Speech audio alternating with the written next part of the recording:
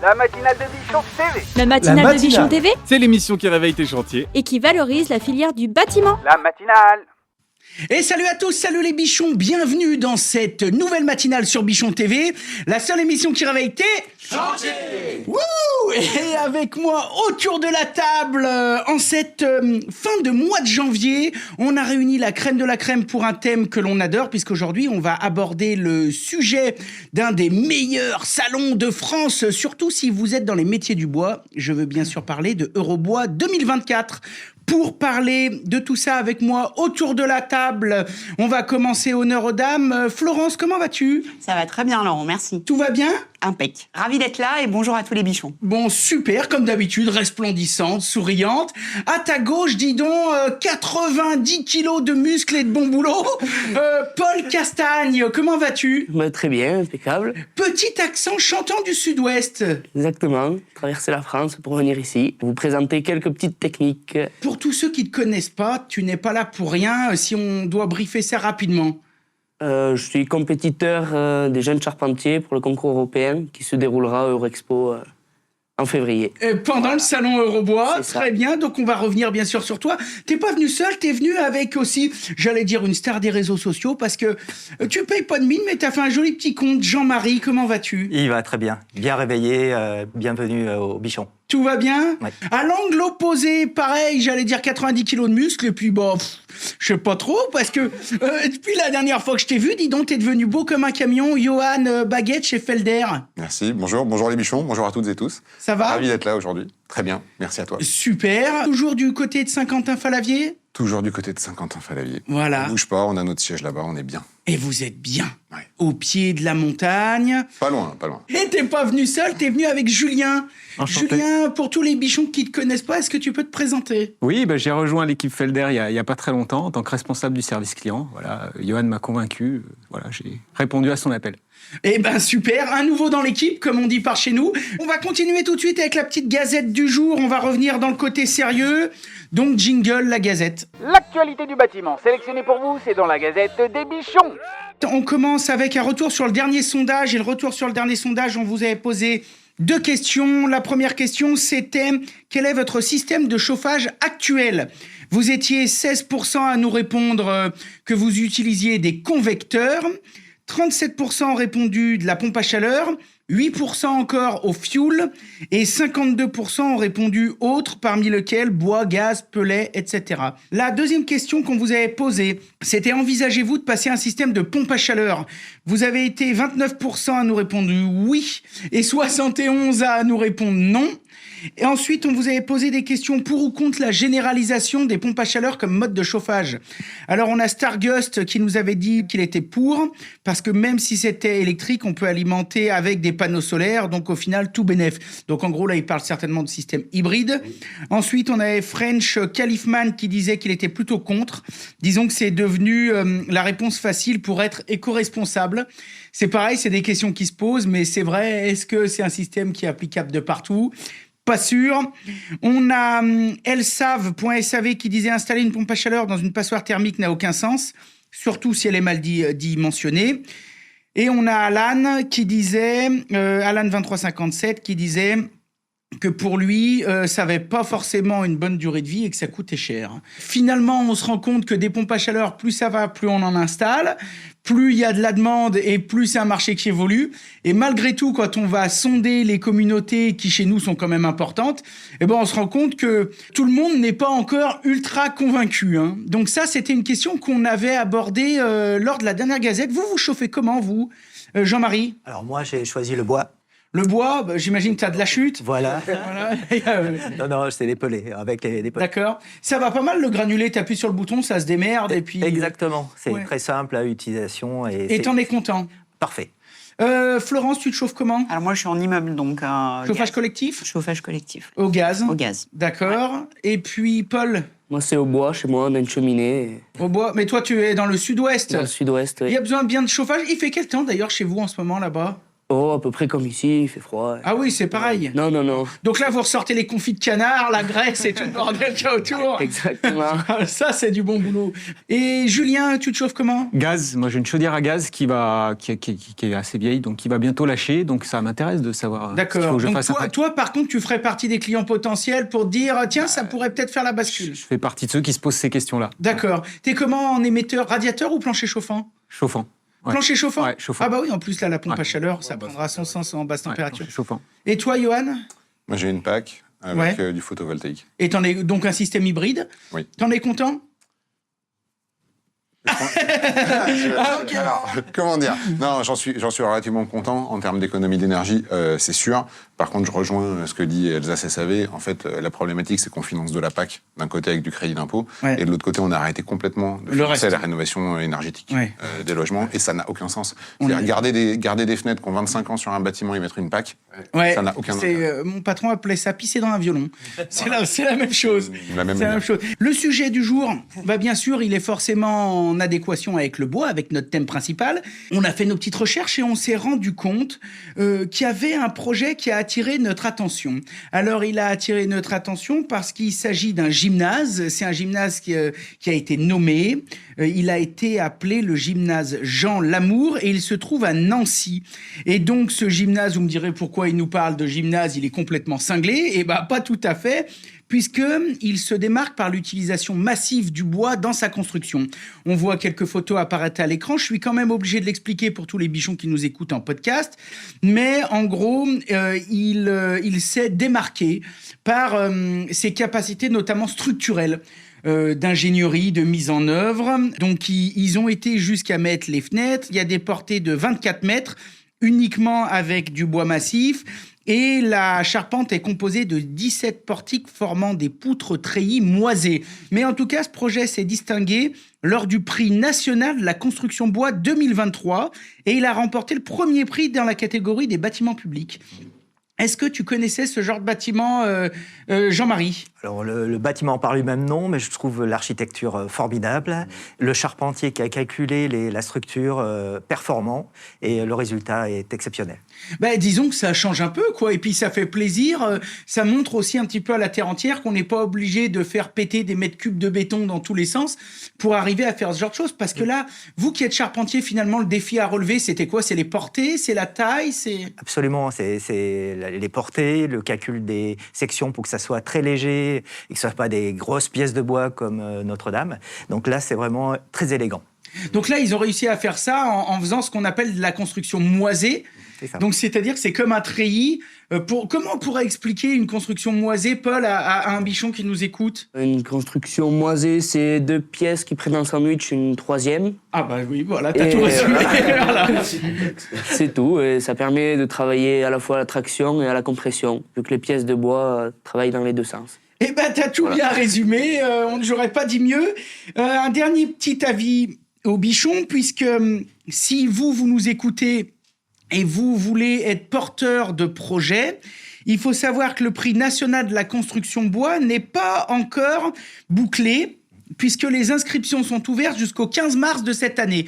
Comme d'habitude, on vous met tous les liens dans la description. Donc, si vous dites, tiens, on pourrait peut-être aller essayer de chercher un prix national de la construction bois, vous pouvez encore vous inscrire. Parce qu'il y a d'autres catégories. Il y a maison individuelle, logement collectif. Enfin, c'est assez intéressant, en Il y a fait. 6 catégories, effectivement. Alors, tu les connais toutes, ces catégories Je ne maîtrise pas la totalité. Par contre, ce que je peux dire, c'est que s'il y a un gagnant, il aura un trophée que je fabrique, enfin que je crée, que je fabrique.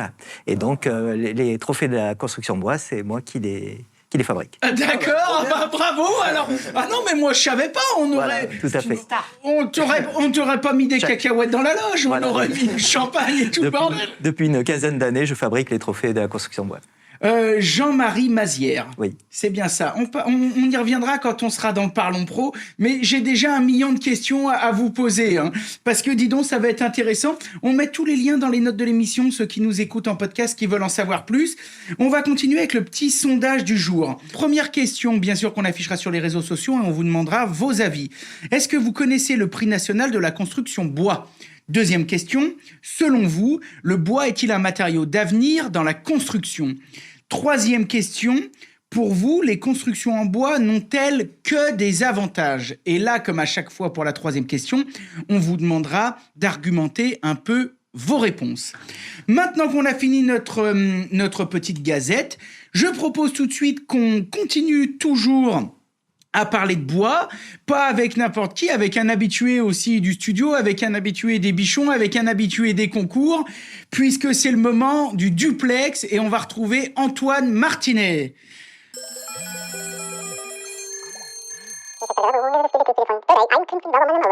T'es toujours sur le même chantier que la dernière fois? Là, du coup, on a attaqué le bardage, là, en milieu de semaine. Bon, mais dis donc, il y a l'air de faire vrai beau chez vous, là. Vous êtes où, là? Dans les Landes. T'es pas loin, peut-être, de Paul, qui est à côté de nous, parce que sur le plateau, on a Paul Castagne. Vous devez vous connaître? Un petit peu, ouais. Bon, ça va, vous êtes pas trop concurrents? Vous êtes quand même collègues ou pas? Ah non, il n'y a pas trop de concurrence, non. Bon, alors, donc, sur le plateau, je sais pas si t'as suivi, on a les copains de Robois, on a les amis de Felder, que tu dois connaître, parce que j'imagine que t'as déjà bossé sur leur matos, et oui, on a donc Paul Castagne, et on a aussi Jean-Marie qui s'occupe de tout ça, Jean-Marie Mazière. Oui, je connais aussi Jean-Marie Mazière. Bon, tout le monde le connaît, Jean-Marie, hein? Tout le monde se connaît bien. Ouais. Bientôt, là, d'ici très peu de temps, vous allez tous vous retrouver à Lyon pour une finale des championnats d'Europe. Oui, exactement. Est-ce que t'es préparé? Oui, hier soir, j'y bossais encore un peu. On essaie de se dégager du temps sur le temps personnel, quoi. Ouais. Après, c'est pas toujours évident, mais l'avantage, c'est que Jean-Marie, du coup, avec les experts et les coachs, ils ont mis beaucoup de semaines d'entraînement en place. Donc ça, c'était bien. On a pu tous se retrouver les 6 à chaque fois pour s'entraîner, quoi. Parce que donc là, à l'issue on en parlera peut-être plus après avec vous deux, mais du coup, à l'issue de ça, à l'issue de ce championnat d'Europe des jeunes charpentiers, est-ce qu'il y a une récompense en disant, voilà, telle personne est champion d'Europe, ou est-ce que, en plus de la récompense, ça part au championnat du monde? Comment ça se passe? Alors, effectivement, il y aura un résultat pour le champion européen. Mais dans l'équipe de France, il y a des jeunes qui sont déjà participants au championnat du monde qui va se dérouler au mois de septembre à Eurexpo. D'accord. Ah oui, donc là c'est les World Skills. Là, c'est World Skills. D'accord, ok. Parce que l'équipe de France des jeunes charpentiers, les 6, il y en a qui vont concourir pour le championnat d'Europe et d'autres pour le championnat du monde. Bon, ça c'est pas mal. J'espère que vous allez nous ramener les médailles. Hein. On fait tout pour. Vous vous réunissez tous les combien de temps? À peu près une fois tous les 1 mois et demi. On fait à peu près une semaine ou 15 jours d'entraînement. On le fait souvent avec nos sponsors, dans les agences de nos sponsors, qui nous mettent à disposition leur espace. Et on le fait devant le public professionnel de leur société, qui viennent justement profiter de la démonstration. Donc ça nous met la pression un peu plus, puisque c'est souvent des professionnels qui passent. Ouais. Et ça met un petit peu la pression. Ça met un peu en condition salon. Exactement. C'est cool. Tout à fait. Oui. Oui, c'est pas... voilà, c'est ça. C'est pas dans un atelier. C'est carrément bien. Oui, voilà. Moi, je croyais que c'était un truc à huis clos, que personne voyait. Non. Au début, ça commence comme ça, mais après, on joue dans les agences de nos sponsors. D'accord. Et du coup, Antoine, toi, c'est quoi les plus grandes difficultés que tu rencontres dans ce genre de journée ou dans ta préparation? Après, l'avantage, c'est que quand on est en entraînement dans les sites, il y a du monde qui nous regarde, donc ça nous met un peu en condition d'être observé, quoi, ce qui fait partie des trucs là un peu. Enfin, pour ma part, c'est un peu plus dur à gérer, quoi. Gérer un peu le stress, quoi. Pas faire des petites boulettes d'inattention, quoi. C'est ce qui coûte le plus cher, quoi. Dans ces cas-là, comment tu fais? Tu te mets un casque anti-bruit sur les oreilles, t'écoutes la matinale des bichons, et puis comme ça t'aide à te concentrer, non? Non, on pourrait, mais le mieux c'est casque anti-bruit et zéro bruit et puis être dans sa bulle, quoi. Est-ce qu'on peut déjà, j'en sais rien, les gars, vous me dites si on a le droit de le dire ou pas, est-ce qu'on peut déjà donner le sujet? Est-ce que vous le connaissez? Non. Ah non. Non, le sujet, les experts de chaque pays vont arriver 2 jours avant. D'accord. Vont choisir le sujet et on aura 1 jour pour débiter les bois de ce sujet. Donc le sujet, il n'est pas connu à l'avance. C'est un sujet technique, genre tailler une ferme, ou c'est un sujet constructif, un petit carport, par exemple, de 2 mètres par 2, ou des choses comme ça, Paul? C'est plutôt un concentré de toutes les spécificités de la charpente Donc ça, à l'échelle, ça fait 1,20 m de haut en général par 1,50 m de long, tout ça. Donc ça rassemble vraiment toutes les difficultés à faire en 22 heures. 22 heures, donc c'est quoi? C'est 2 jours, 3 jours de boulot? 3 jours. C'est une petite maquette, quoi. C'est ça. D'accord, bah là, il est habitué. On avait été le filmer, sa petite maquette qu'il avait vue. Là, tu sais, il avait fait une... Ouais. Attends, dis-moi rien, il t'avait fait une guitare. C'est ça, t'as vu? Exactement. Je commence à connaître les termes techniques. Donc là, vous poussez quand même Paul Viss à leur faire des choses comme ça, à cintrer et tout, si? Non, là, c'est pas possible au niveau... Niveau délai. Délai, voilà, c'est pas possible. Mais ça reste quand même des sujets très techniques. Très technique. Disons que le gars qui sort de ce championnat, il n'a pas à s'inquiéter pour avoir du boulot dans les 20 dernières années, dans les 20 prochaines années. Absolument, ils sont adaptables. Ouais. Bon, eh ben, il n'y a pas de problème. On va continuer juste avant de conclure et de passer au Parlons Pro. Mon Antoine, tu fais quoi en ce moment? T'en es où sur ton chantier, toi? On finit le bardage, on est sur la façade de derrière, là. Donc et en là, même temps, on a une autre surélévation sur Osgore, plage. Ah oui, ça va, tu te fais pas chier, tranquille. Ah oui, oui. Non, oui. On a des beaux chantiers, ouais. Tu surfes un peu le matin ou pas? Ouais, à la fraîche. Ah, la fraîche, bah, j'aimerais bien t'y voir, ça doit être marrant. Jour où t'y fais, tu m'envoies des films que je me tienne les côtelettes 5 minutes. Hein. Je te posais cette question parce qu'il me semblait que la dernière fois, tu nous avais fait voir et que tu nous avais dit que c'était une surélévation. Vous faites pas mal de surélévation. Bon, donc tout surélévation bois, les menuiseries sont bois aussi ou pas? Non, là, c'est des menuiseries alu, là. Et donc tout ça posé par votre boîte aussi ou c'est une autre boîte qui vient le faire? Non, nous, on fait pas de menuiserie, nous. D'accord. On s'arrête à la zinguerie couverture. Charpente, couverture, zinguerie, surélévation, quoi. Ossature bois. Ouais, exactement. Voilà, d'accord. de A à Z. Ok. Bon, tu nous enverras des photos d'Osgore et puis de toute façon, sinon, on se voit très vite à Lyon, là-bas. Hein. Eh oui. Bon, alors, est-ce que je peux me permettre de te lancer un petit défi? Oula, dis-moi. J'ai envie de te lancer un petit défi. Par contre, j'aimerais que tu le relèves et je vais venir vérifier avec une caméra et on mettra des photos, on fera une story chez les bichons. D'accord? Ok, dis-moi. Je sais, la dernière fois que je t'ai vu, que tu as fabriqué, comme tous les charpentiers, ta caisse à outils. Oui. Et je sais que le tiroir tout en bas, il coince et c'est de la merde, faut le fermer à grands coups de pied. Je te mets au défi pour la prochaine fois que je vais te voir d'avoir réparé ce tiroir. Est-ce que tu relèves le défi? Allez, et en plus, tu pourras peut-être même le vérifier au bois parce que je l'ai amené. Donc, donc, si Jean-Marie, si tu me vois débarouler sur Eurobois avec une petite caméra, tu me laisseras rentrer, je dérangerai pas le concours. Il n'y a aucun problème. Et j'irai vérifier si ton tiroir... Parce que la dernière fois que j'y étais, il m'a montré sa caisse à outils qui est super, tu sais, ils se fabriquent tout eux-mêmes. Mais le tiroir du bas, fallait le fermer à coups de savate. C'était l'enfer. Alors, pour un compagnon qui se présente aux jeunes charpentiers champions d'Europe, ça fait pas riche, tu comprends? Donc, il est charpentier, il est pas menuisier, donc... Oui. Ça va commencer. Donc, défi relevé, Antoine. Allez, défi relevé, ouais. Allez, on viendra vérifier ça. On t'embête pas plus, on te salue, on te dit à la prochaine. Allez, salut. Allez, salut, merci. Allez, bye. Bon, on a fait le tour. Il avait l'air encore pas mal occupé. À chaque fois qu'on l'appelle, il est sur les chantiers. Mais la dernière fois, ils étaient déjà sur ce chantier. Sauf qu'il n'y avait pas de bardage, il n'y avait rien du tout. Je sais pas si tu te rappelles. Donc, ils ont pas mal avancé. C'était une des premières fois on l'avait appelé. On avait eu la chance d'avoir autour des micros quelqu'un qu'on apprécie particulièrement et je sais que tu connais très bien.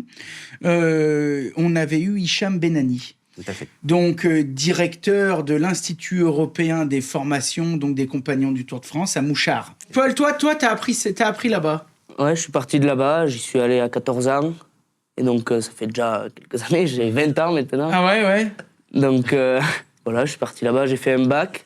Ça m'a permis de m'échapper de la maison. Ouais. Voir un peu ailleurs. On sent le soulagement. Non, pas du tout. Il en avait marre de bouffer de la graisse de canard.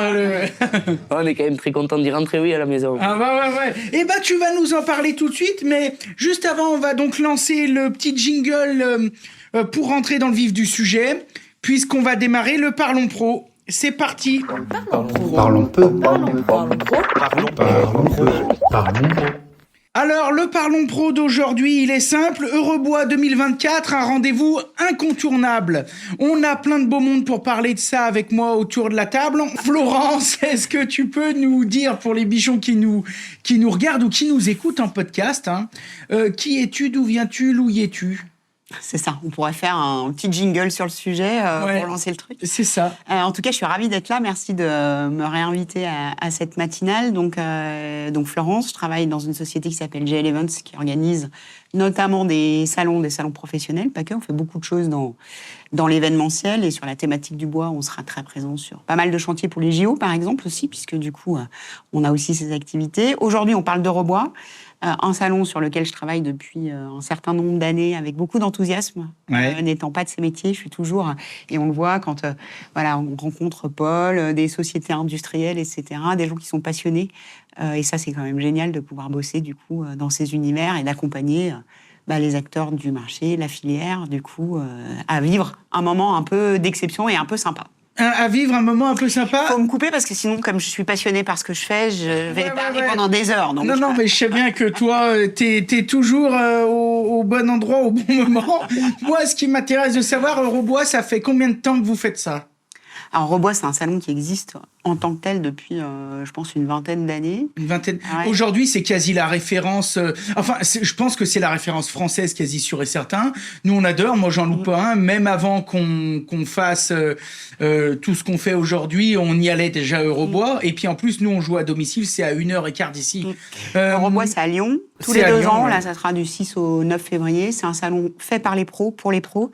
Je dis fait par les pros parce que pour nous, c'est important de pouvoir travailler avec les industriels, avec les partenaires. Et je crois que ça fonctionne plutôt bien. On a été très fiers cette année quand les compagnons nous ont contactés pour nous demander de pouvoir accueillir le championnat européen des charpentiers. Il se passe plein de choses. On a des industriels engagés, moteurs, qui vont faire plein de super animes autour du salon. Enfin, on va en reparler, je pense. Mais il va se passer plein de choses et je pense qu'on va vivre un grand moment tous ensemble autour du bois. Eh ben, nickel. On va donner tout de suite la parole au camp opposé, au ring en face. On a 2 beaux gosses qui sont là pour en découdre. L'entreprise Felder, donc bien sûr, vous allez vous présenter. Et après, juste avant de vous présenter, d'ailleurs, j'aimerais bien savoir, est-ce que vous avez encore le plus gros stand d'Eurobois ? Alors, on n'a pas toujours eu le plus gros stand, mais je pense que cette année, ça sera probablement le cas. Oui. Bon, à chaque fois, c'est une surprise, c'est bien, nous on aime bien, parce que c'est là aussi qu'on donne un peu chez vous, rendez-vous souvent à nos abonnés. On a souvent dans notre communauté tout un tas de bichons qui commencent d'abord, on en a tous les jours, déjà Florent, je peux te dire que ça commence. Les gens nous disent, alors est-ce que vous venez à Eurobois ? Et on leur dit, bien sûr, on se retrouve où ? Là où il y a la plus grosse lumière, où il y a un bon coup à boire et puis où on peut manger un bout de jambon cru en discutant le bout de gras assis sur une machine. Et souvent, c'est chez Felder. Alors, il n'y a pas que vous, bien sûr. Non. C'est toujours un bon moment et un bon accueil. Est-ce que vous pouvez d'ailleurs vous présenter pour tous les bichons qui ne vous connaîtraient pas ? Alors, moi, je m'appelle Johan.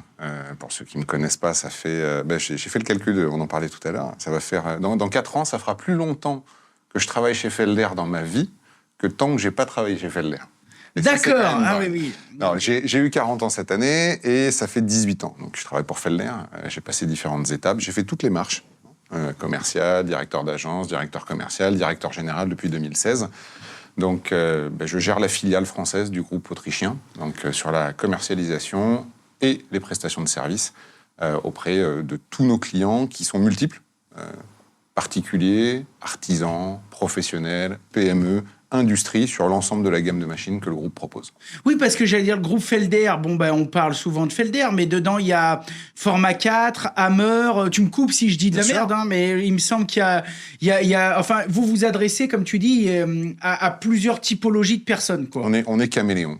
Donc, c'est-à-dire que t'as les moyens de répondre au gars qui a 30 gars et qui veut de la CNC, au petit artisan qui a une boutique de 2-3 personnes, ou au particulier, le retraité ou quoi, qui veut se faire plaisir le week-end, à bricoler. Exactement. Un petit truc pour on a des machines qui démarrent aux alentours de 800 €, qui montent jusqu'à 500 000 €. D'accord. Et on est capable de faire du bois, du composite, de l'aluminium, de l'acier, sur certaines typologies d'applications. Donc on est caméléon. Voilà. Vous êtes caméléon. Ok. Et t'es pas venu tout seul? On n'est pas ornithorynque. Hein. Ah ouais, vous êtes pas ornithorynque. Ouais. Et t'es pas venu seul, tu nous as amené un petit nouveau. Exactement. Julien, tu peux te présenter pour les bichons qui nous regardent, qui nous écoutent? Salut les bichons. Donc Julien, moi j'ai rejoint Felder il y a quelques mois. Je suis responsable du service client. J'ai travaillé dans d'autres services clients, dans d'autres entreprises, plutôt industrie.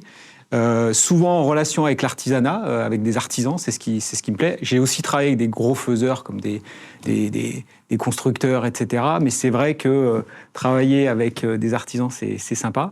Et en rejoignant Felder, l'idée, c'est de pouvoir continuer à parfaire la relation avec nos clients, développer le service, parce que comme tu l'as dit, c'est une disparité de clients importante. Donc il faut avoir des services adaptés à chaque typologie de client, et c'est ce qu'on essaye de faire chez Felder. Donc tu es en plein dans la force de frappe du truc, quoi, alors. Là, ce qui est intéressant, en plus avec Eurobois, c'est qu'on a une fenêtre, pour moi qui viens d'arriver, qui est exceptionnelle, pouvoir rencontrer les clients. C'est du double vitrage, non? Non, mais je suis un peu obligé de le faire. On a bien dit qu'on était entre nous. Tu m'as un peu cassé dans mon élan là. Ouais, mais c'est fait pour. Donc oui, rencontrer les clients sur Eurobois, pour moi, qui vient d'arriver, c'est super. À la fois pour, c'est vrai que commander une machine, c'est un moment important donc il y a le côté sympa, et puis aussi entendre tout ce qu'on doit améliorer, les points d'amélioration dans notre relation client. Est-ce que vous avez prévu de prévoir, par exemple, des promotions? Parce que là, il y a des milliers de gens qui nous écoutent et qui seraient peut-être tentés de se dire, est-ce que ce serait pas le moment que je monte dans la bagnole, que je traverse la France avec mes gars pour débarrouler à Lyon début février, pour peut-être faire un bon coup de fusil sur une machine? C'est toujours un moment. Alors, c'est une réponse facile à faire, évidemment. Venez acheter chez nous. Moi, pas trop une réponse de politique. En fait, on a toujours gardé cette essence chez Felder. Peut-être qu'on est le dernier fabricant à le faire, mais on a choisi maintenant un salon national, c'est Eurobois. Il n'y en a pas d'autres pour nous qui représentent la filière. Ce salon, c'est le rendez-vous incontournable. Et effectivement, il se positionne en plus pour nous un avantage en février, qui est juste l'extrême date avant les hausses de prix chez nous. Donc ça veut dire qu'on est juste avant les hausses de prix et on est sur des tarifs de l'année d'avant et sur les offres promotionnelles qu'on aura sur Eurobois. Donc financièrement parlant, c'est le bon moment. Il y a des coups à faire, quoi. Ça peut permettre de voir la machine, de la toucher et en plus de faire de... Il y a des machines qui sont exposées, qui ne sont pas vendues.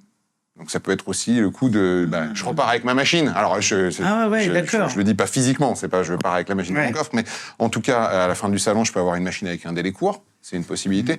Mais surtout, en fait, et c'est ce que tu disais tout à l'heure, on a à cœur de garder une convivialité sur ce salon. On a toujours un stand avec beaucoup de machines, avec des machines traditionnelles, des machines numériques, parce que notre souhait, c'est représenter, on va dire, un atelier et faire en sorte que tout le monde y trouve son compte. Il y a des gens qui poussent tout sur le numérique, qui ne présentent plus du tout de machines traditionnelles, et on entend systématiquement nos clients et nos prospects nous dire « c'est génial parce que sur votre stand, c'est finalement quasiment le dernier stand où on retrouve les produits qu'on a au quotidien dans nos ateliers. Donc on est super contents, il y en a plein, on peut les voir, on peut les toucher, on peut en discuter.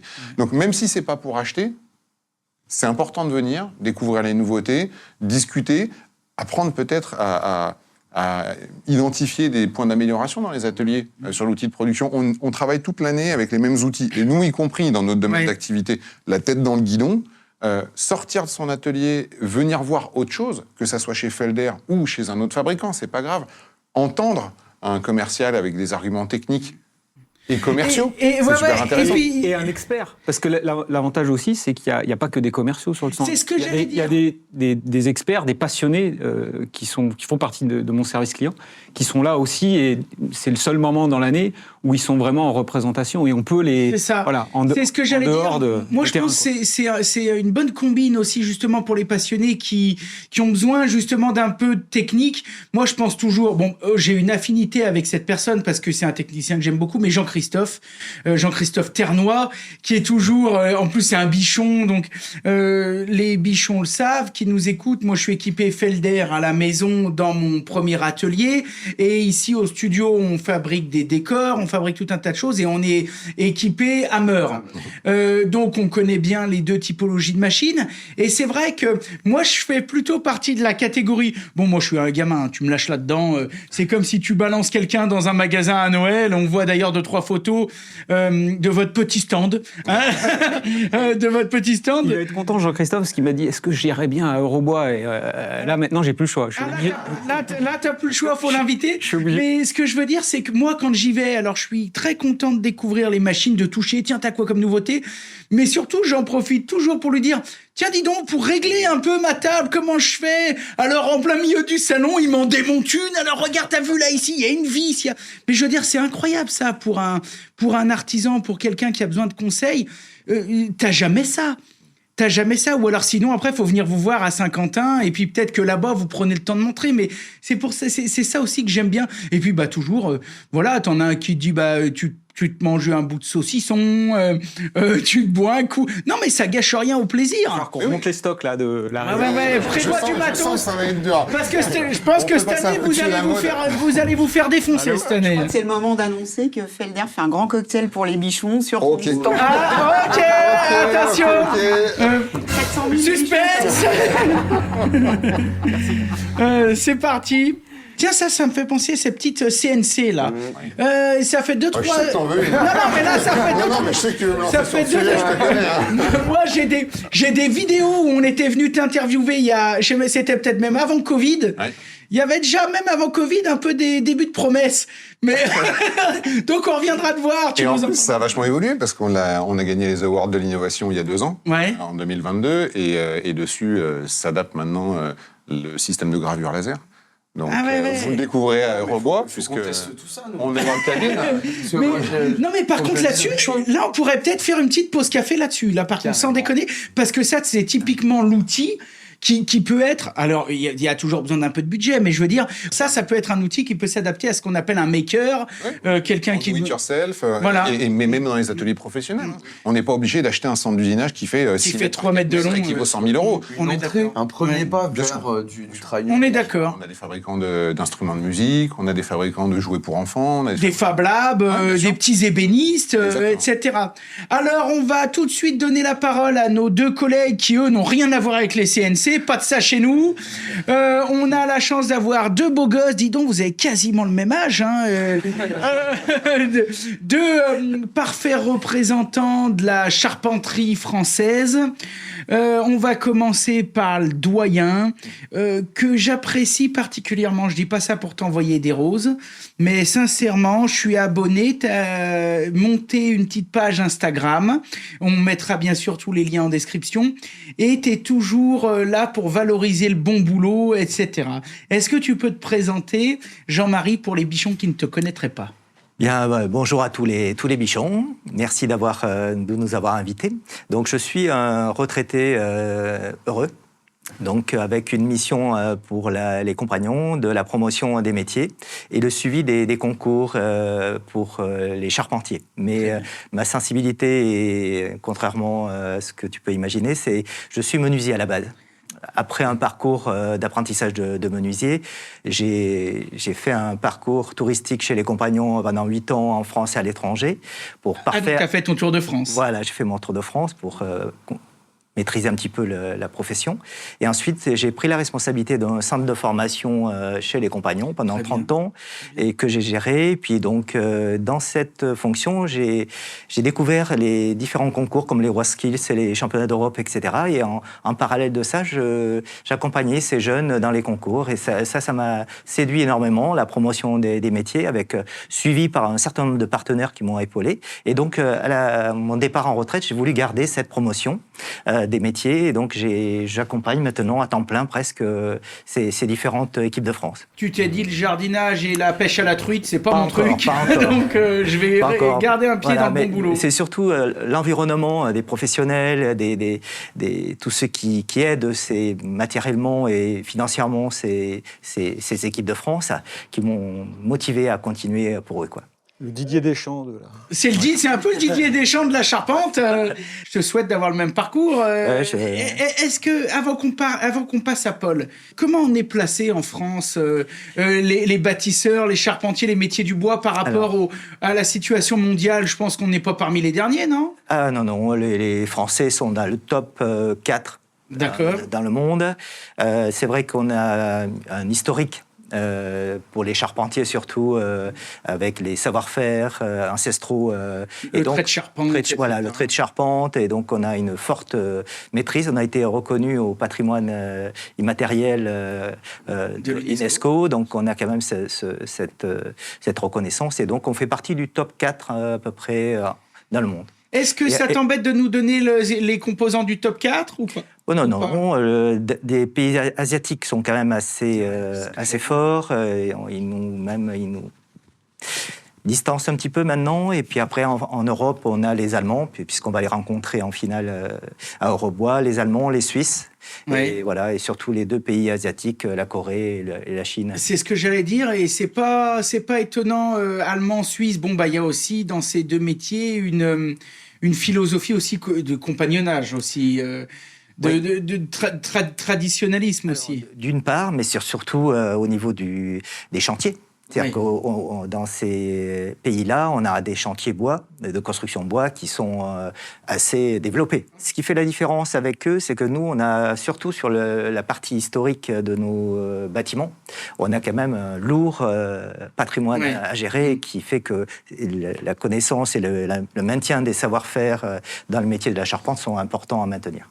Mais dans ce qu'on voit avec les pays asiatiques, on le voit dans quasiment toutes les disciplines, on va dire aujourd'hui chez WorldSkills, ce qui fait la différence, c'est la rigueur. C'est des pays où ils arrivent avec moins d'habitude, moins de coutumes, moins de savoir-faire au départ, mais avec une organisation et une rigueur qui fait que, oui, ils sont en train de supplanter pas mal de pays et dans beaucoup de métiers. C'est sûr qu'il y a la rigueur, mais par contre, si je peux me permettre, et encore une fois, je vous inviterai à me couper si je dis n'importe quoi, la rigueur, autant sur beaucoup de métiers, c'est vrai que quand on voit les Japonais, etc., mais quand même dans le bois, ils ont quand même des coutumes traditionnalistes d'assemblage, etc., qui ont toujours été connues, reconnues, archi-connues. Je veux dire, j'ai jamais vu en France quelqu'un sortir un rabot à la main de 40 cm et te tailler une feuille qu'on dirait que le gars, il a un dérouleur de sopalin, tu sais. Non, mais je veux dire, ils ont la science de l'affûtage, ils ont la science de l'assemblage, et ils ont toujours gardé, c'est peut-être quelque chose, je me fais peut-être l'avocat du diable, mais ils ont su garder quand même un profond traditionnalisme dans la modernité. Prenons par exemple le Japon ou la Corée, c'est vraiment 2 exemples parfaits, notamment au Japon. Tu peux te balader dans une rue de Tokyo, de Kyoto, peu importe, ultra moderne, et voir en plein milieu un temple millénaire. Ils ont vraiment su garder ça. Et puis, ils ont aussi cette culture un petit peu de la sagesse, de la hiérarchie, Ce que je dis, c'est pas péjoratif, mais c'est pas Dédé la Carlette qui est auto-entrepreneur qui demain va dire tiens, je vais me mettre à faire une charpente pour la belle-mère. Et ça, chez eux, ça n'existe pas du tout, quoi. Mais Dédé la Carlette, il fait du carrelage plutôt. Oui. Bon alors, est-ce que tu peux te présenter, mon Paul, pour tous les gens qui ne connaîtraient pas? Paul Castagne, je fais le Tour de France actuellement. Donc, je suis parti à 14 ans à l'école de Mouchard, dans le Jura. J'ai passé un bac là-bas. En charpente? En charpente, ouais, sur le Tour de France. Et après, je suis parti, donc je suis passé dans les villes de Tours, Bordeaux, après, je suis parti en Savoie, et Clermont-Ferrand, et là, je suis de retour vers Grenoble. Et alors, c'est quoi que tu as préféré dans ton Tour de France? C'est le voyage, la diversité des techniques. On voit toutes les méthodes de travail, différentes mentalités. Une femme dans chaque port? Non. On aimerait bien. Ah merde, c'est une légende, moi.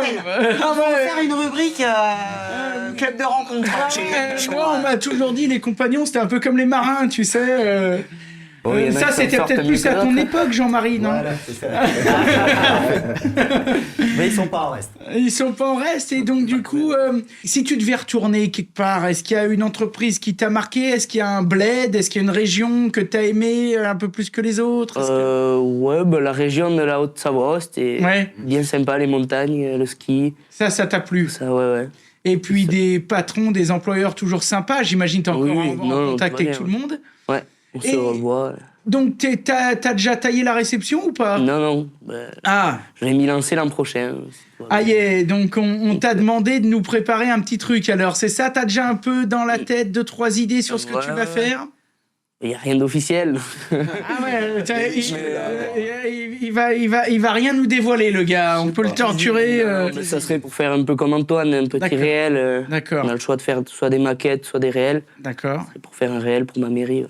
D'accord. Ah oui, donc toi, tu as envie de construire peut-être un petit appentis ou quelque chose qui pourrait être exposé. Ben ouais, quelque chose qui reste et que quand il y aura du passage. Dis donc, le truc que moi j'ai aimé dans ce que tu as dit, c'est pour ma mairie. Parce que dis donc, ça c'est bien, c'est engageant d'un point de vue du patrimoine, mais je veux dire, même c'est un acte civique là. Non mais je veux dire, sans dire de rentrer dans la politique, mais je veux dire, pour moi c'est un acte fort.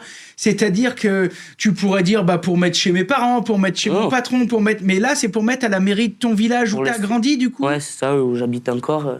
D'accord. Pour laisser une trace, parce qu'on est 2 sur le Tour de France du même village, un couvreur et moi charpentier. Ah bah oui. Donc on ferait le projet en commun. Quoi. Et puis comme ça, la mairie est contente, et comme ça, tous les gars qui veulent voir... Alors c'est quoi cette mairie-là, qu'on puisse faire de la pub? C'est quoi ce bled? La mairie d'Arrête. D'accord. Là, ils me soutiennent à fond. Rien n'est officiel encore, mais... Jusqu'à aujourd'hui, maintenant, tout est aujourd'hui. Ah bah là, t'as carrément... Tout le monde est au courant maintenant. Hein. Comme le JC à Eurobois, quoi. Voilà, c'est pareil. Hein. C'est qu'un projet. C'est encore en stade de projet, mais enfin, en tout cas, toi, t'as eu l'impression que cette mairie vous a toujours soutenu, quoi. Elle nous soutient, après. Il faut le budget, il faut tout ça, mais... Donc, mairie d'Arrête, quel département? Les Pyrénées-Atlantiques. Pyrénées-Atlantiques. Finalement, t'es pas loin en ce moment d'Antoine, toi aussi. C'est ça. Moi, je suis dans le Béarn, lui est dans le Pays Basque. D'accord. Ah oui, donc la bringue, quand c'est les fêtes de Bayonne, les mecs, on doit plus les voir beaucoup. Là. Les gars, ils se mettent les foulards et puis bah voilà, il y a des photos derrière. Et puis c'est parti. Comment t'en es arrivé là à faire ce championnat qui va se passer pendant Eurobois 2024? Par des connaissances du Tour de France qui s'y étaient déjà lancés. Ils étaient vachement emballés. On se pousse toujours vers le haut. On est une équipe de 6, dès qu'il y a un souci, on s'encourage. Il y a toujours une bonne ambiance. C'est un peu un pour tous et tous pour un, quoi. Hein. Florence, chaque fois qu'il y a une édition d'Eurobois, c'est ce qu'on aime d'ailleurs avec l'équipe des Bichons, et c'est pour ça qu'on aime y aller, comme disaient Johan et Julien tout à l'heure, c'est que c'est un rendez-vous de copains. Ce que j'aime avec Eurobois, c'est que tu peux y aller pour voir de l'outil à main, pour acheter une scie japonaise ou alors une poignée de serre-joint, comme tu peux y aller, comme disait, pour acheter un centre de commande numérique de 15 mètres de long. Tu rentres un tronc d'arbre, il te sort un meuble. Quelle particularité a vraiment ce salon? C'est vraiment le rendez-vous des pros pour les pros. C'est-à-dire qu'on est super attentif, effectivement, à bien construire ensemble, garder ce côté humain, convivial. C'est important pour nous qu'Eurobois, qui quand même cette année va accueillir 480 entreprises exposants, c'est énorme. 13% de plus que la dernière édition, garde cet état d'esprit, cette âme, parce que je pense que c'est effectivement, on est content de venir, on est content de retrouver ça. C'est porté par nous, mais Johan et Julien en parlaient, c'est porté aussi par toutes les animations, la démo qui vont se passer, les partenaires qui s'engagent à nos côtés. C'est vraiment un salon où on vient aussi faire de la démo, voir de la démo. C'est-à-dire qu'on parlait des machines sur Felder, mais il y en a aussi un certain nombre qui sont en fonctionnement. Ça, c'est quand même assez exceptionnel. Oui. Et on a du coup une couverture et une offre qui est assez large, puisqu'on va on va dire basiquement de la forêt à la sortie de l'atelier. Donc, et ça, on est bien sûr un salon de machines. On a beaucoup parlé de machines parce que Felder est là. Mais c'était vraiment la feuille de route, en tous les cas, ce qu'on s'était donné. Ensemble, dans le cadre des comités qu'on avait, c'était de faire un vrai salon c'est l'ensemble de la filière bois. Hein. Et ça marche aussi pour ça, parce qu'effectivement, il y a ces entreprises, il y a ces industriels, on va trouver aussi toute la partie outillage, on va trouver toute la partie traitement, finition, la quincaillerie, super important, avec pour le coup des tests d'outils, de prise en main, etc. Mais même le bois panneau, comme tu disais, ça va vraiment de la matière première. Hein. Gros développement sur la partie panneau et sur tout ce sujet de l'agencement, effectivement, cette année. Donc là, je crois qu'effectivement, on passe encore un cap. Mais on ne veut pas perdre non plus cet état d'esprit, ce côté où on vient aussi passer un bon moment. On va se rencontrer, on va venir soutenir la France. Allez, la France! Soutenir la France, c'est sûr. Hein. On va venir aussi... manger du sauce chez Felder. C'est aussi ça, Eurobois, c'est venir découvrir des produits, venir découvrir des innovations. Tu l'as dit, à Cissé, il se passe énormément de choses en termes de contenu, conf. D'ailleurs, beaucoup de choses qui sont captées avec de la vidéo. Donc, si on n'a pas le temps, on peut aussi retourner derrière voir ça. Il y a des ateliers de démo qui sont proposés. Il y a les trophées. Johan en parlait pour du coup donner un éclairage aussi. Alors, cette année, on les fait en plus un peu évoluer. Il y a des trophées qui vont être faits et récompensés par un groupe de compagnons, par des étudiants pour avoir une vue un peu différente de ce qui se passe. Donc, il y a pas mal de choses. C'est bouclé là, ou s'il y a un exposant qui nous écoute là et qui se dit merde, je peux peut-être encore aller y mettre un Barnum de 3x3, t'as encore de la place, ou c'est fin du bal? C'est vraiment bien rempli, mais après, on peut toujours essayer de trouver des solutions. Tu sais, on ne se ferme jamais de porte. C'est surtout, ce qu'il faut retenir, c'est que là, c'est demain, donc c'est du 6 au 9. Et on prend son badge sur eurobois.net pour venir rencontrer du coup toutes les entreprises qui vont exposer, toutes les confs, tous les partenaires. Voilà. Donc de toute façon, nous, on pourra mettre tous les liens en description dans les notes de l'émission, ça c'est sûr et certain.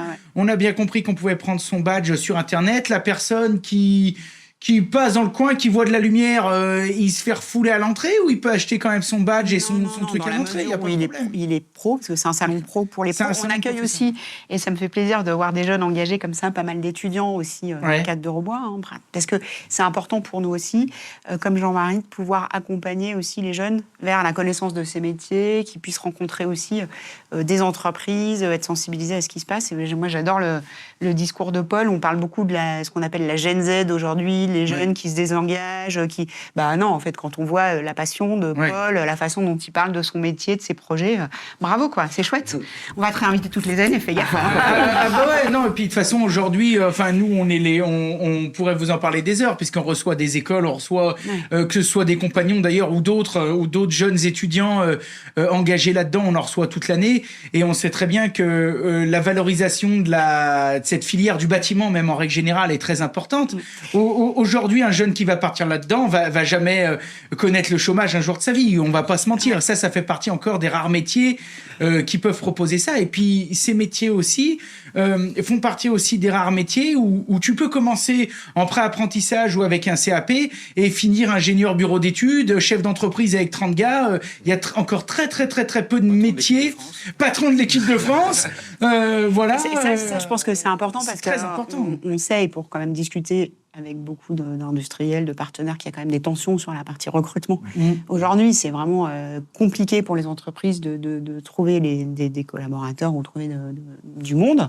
Et c'est pour ça que, du coup, on a aussi voulu, dans le cadre d'Eurobois, avoir un campus emploi, formation, recrutement, pour du coup que les entreprises présentes puissent à la fois diffuser leurs offres d'emploi et que ceux qui cherchent aussi un boulot puissent venir aussi postuler, voir ce qui se passe, etc. Parce que, comme tu le dis, il y a plein de métiers, il y a des opportunités de dingue. Donc, Eurobois, nous, on veut aussi pouvoir accompagner cette dynamique, quoi. Et c'est très bien. Donc, vous faites vraiment partie des acteurs principaux du changement, si je peux dire. Changement et de prise de conscience au Covid, en fait. On s'est rendu compte des gens qui étaient essentiels, qui faisaient tourner le pays, qui construisaient les infrastructures, qui s'occupaient des gens. Et finalement, il y a plein de reconversions aussi, et surtout sur les filières bois. Mais qui ont du sens. C'est ça. Merci. Valorisant. On a commencé. On l'a bien placé, on l'avait répété. C'est bien. Bravo, c'est génial. Ça rejoint ce que disait Jean-Marie. Il a dit, il est heureux. Oui, en fait, à chaque fois. Vrai. Enfin, nous, avant l'émission, on a commencé à parler matos, bois, travail. On va faire un morceau là-bas. Enfin, t'es content, en fait. Il y a quelque chose qui se passe aussi. Il y a quelque chose qui a changé par rapport à avant, et je pense que ça date peut-être justement de ces années un peu confinement, quoi. C'est les reconversions. On suit beaucoup chez les bichons les reconversions quand on fait, par exemple, des rencontres abonnés. On a fait des grosses rencontres abonnés où on s'est retrouvé, je sais pas, 200. Dans notre communauté, on a vraiment, quand on fait les statistiques, on va dire les pros du bâtiment. Donc, on a la filière, donc on a des archis qui nous écoutent, des géomètres, des grossistes, des fabricants, et on a évidemment énormément d'artisans, de gars de terrain. Ça, c'est une première partie de notre communauté. Ensuite, on a ce qu'on appelle la filière, entre parenthèses, bricolage, c'est-à-dire autoconstructeur, autorénovateur, le gars qui est boulanger, mais sa passion, c'est le bois, il s'est acheté un petit combi et il fabrique un petit berceau pour la voisine. Voilà, on a énormément de gens comme ça. Et figurez-vous que dans les gens qui restent, on a les métiers de l'informatique. Informatique dans la banque, informatique dans ci, informatique... Pourquoi ? Parce que les gars... Toute la journée, leur boulot, c'est de faire du tableau Excel et d'être 8 heures par jour derrière un ordi. Et ces gars, c'est le reste de notre communauté. Et quand on les croise et qu'on fait des sondages de reconversion, on a eu il y a pas longtemps un gars qui est devenu plombier, qui était heureux, mais comme un pape, le gars. Et quand on lui dit « Tu faisais quoi avant ?» Eh ben, j'étais directeur, j'avais 6 agences bancaires. Le mec, il était responsable, il se prenait 6 000 balles par mois, il a tout viré, maintenant il est plombier, il a dit pour rien au monde changerait.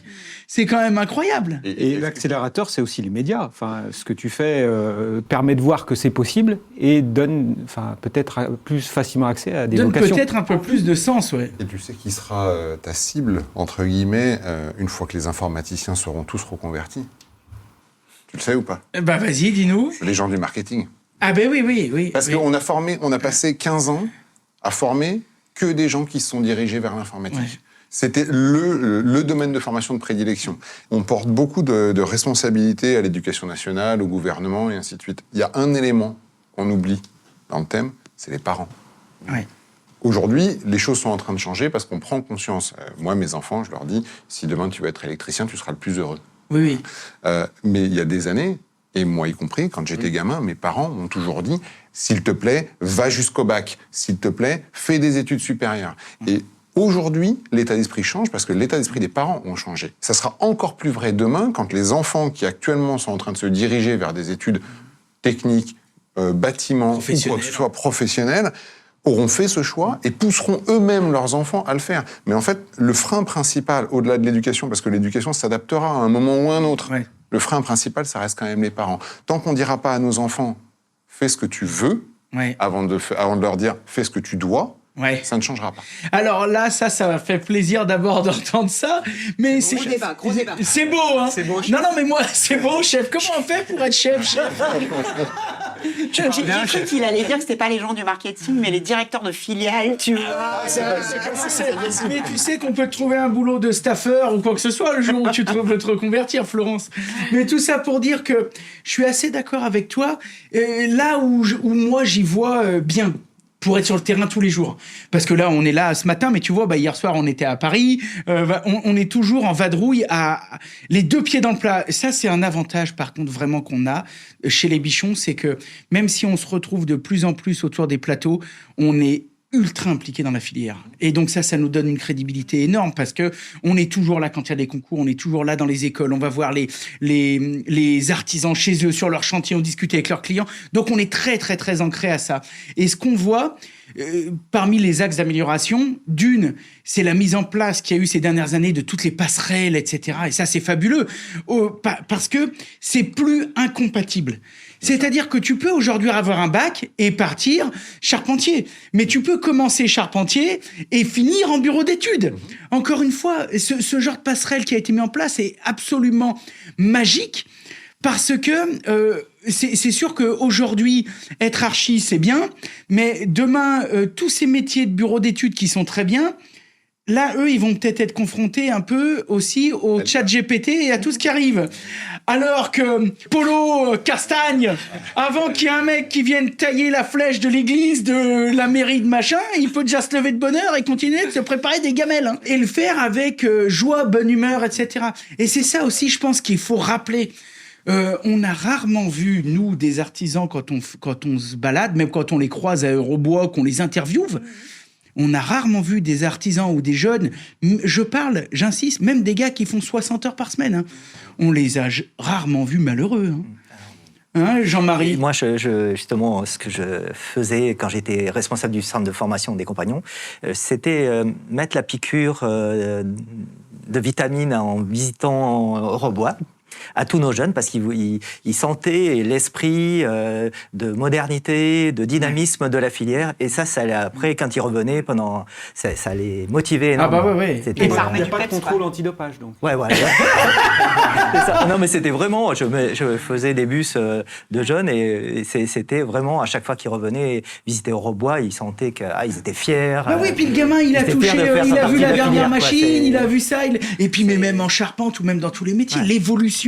Oui. Enfin, t'imagines, maintenant, t'as les outils de levage, t'as quand on a été chez Antoine, il y avait la tonneuse, Quand on voit en première transformation les évolutions sur la scierie, la numérisation, enfin, Michel en parle souvent chez EGA System.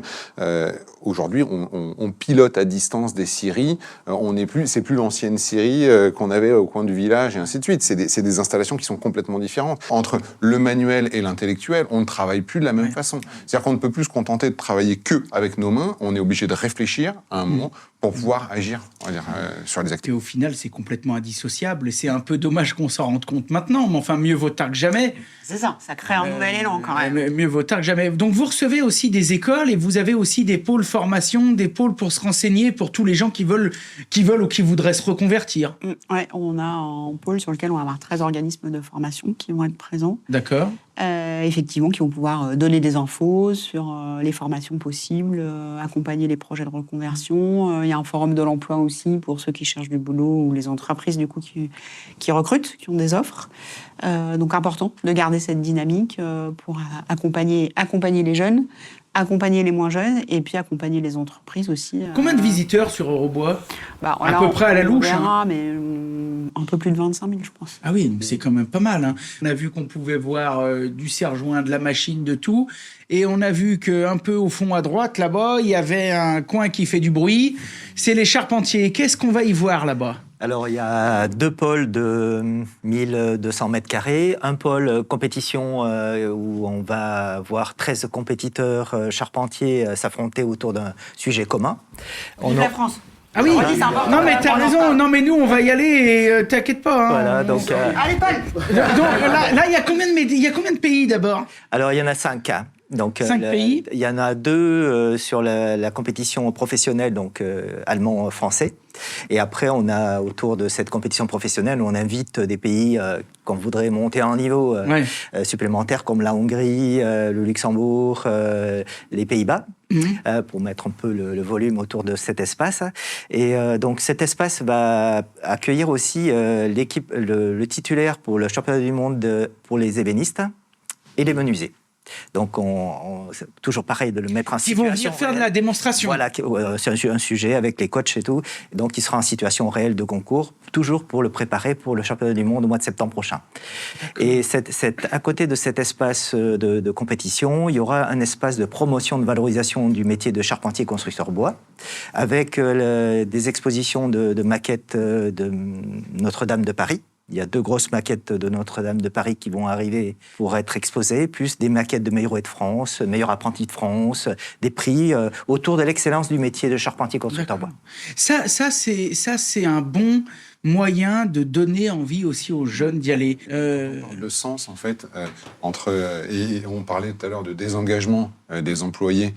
Effectivement, comment on peut être engagé aujourd'hui quand on travaille derrière un comptoir chez McDo. Encore une fois, sans vouloir être péjoratif sur le métier. Le métier, il est là. Mais comment être engagé face à une boîte multinationale avec une répartition des richesses qui est ce qu'elle est, et quand on est derrière un comptoir et qu'on est payé tout juste le SMIC et ainsi de suite, quand on voit à côté ce qu'on est capable de faire avec ses mains et avec sa tête, du coup, et quand on le voit en vrai, on se dit, mais qu'est-ce que je fais ? Enfin, moi, ma réaction personnelle, en tout cas, ça serait dire, qu'est-ce que je fais derrière ma caisse à servir des hamburgers ? Je préférerais tailler du bois et faire ce que je peux faire là. D'accord. Voilà. Et là, effectivement, on retrouve du sens et il n'y a plus de désengagement. Quand on met du sens dans son métier, il n'y a plus de désengagement. C'est vrai. C'est vrai. Vous avez des jeunes un peu... vous êtes aussi confrontés à ça, parce que Felder, je dis ça encore une fois, j'insiste, vous n'êtes pas les seuls, mais Felder, on vous voit souvent aussi mettre à disposition, en tout cas, de l'outillage pour les concours. On vous voit... quand on va au WorldSkill, il y a du Felder de partout. Quand on va au meilleur artisan, il y avait du Felder... Enfin, comment ça se passe, tout ça ? C'est important pour la marque, c'est une évidence. C'est important pour moi aussi, parce qu'en fait, il faut des gens qui portent ce genre de projet.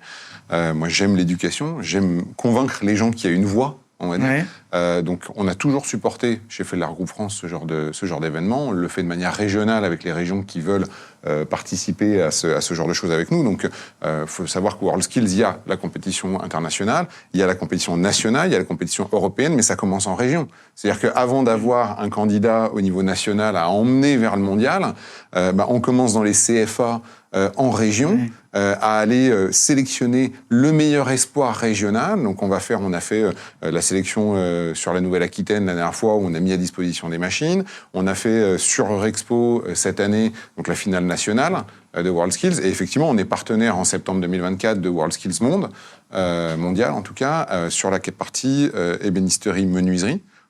Charpente, on ne sait pas, on a peut-être des machines qui entreront, mais il y a moins de machines, on va dire. C'est peut-être pas les mêmes machines. Il y a beaucoup de tailles manuelles et ainsi de suite, mais Pour autant, une scie à ruban, il y a beaucoup de débit qui est déjà effectué. Mais en fait, on est partenaire, on est actif, on a besoin de l'être. Pour moi, ça a du sens. Voilà, ça a du sens quand on veut porter l'excellence. Et je suis vraiment super triste, en fait, d'une chose, c'est qu'on le voit, nous, quand on fait des entretiens de recrutement, on parle de WorldSkills, les gens nous regardent en nous disant « mais qu'est-ce que c'est ?»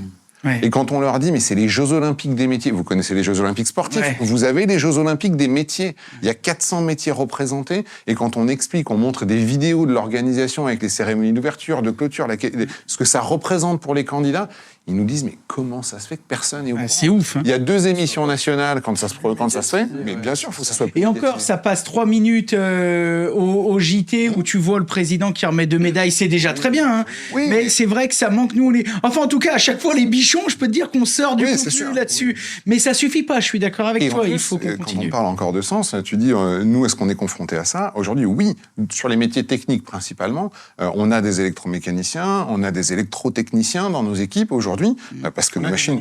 On a des menuisiers. Ils sont devenus des spécialistes. Exactement. On s'est plus facilement formé à la machine que formé au bois. Nous, Et donc, recruter des menuisiers qui ont l'expertise, qui vont parler demain à des menuisiers des machines à bois, pour nous, c'est un super vecteur de connaissances. Et tu as des gens qui nous ont connus.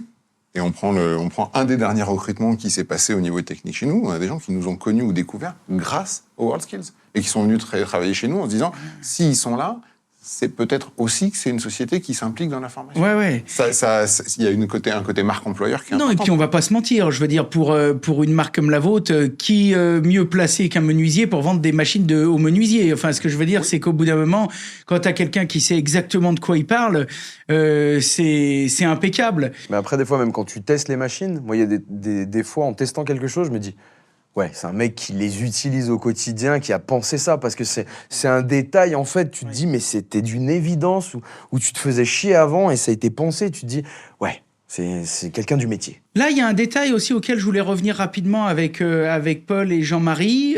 Tout à l'heure, un peu en off, bon, tout le monde mangeait de la brioche, buvait du café, et vous êtes arrivés avec des jolies vestes avec plein de sponsors.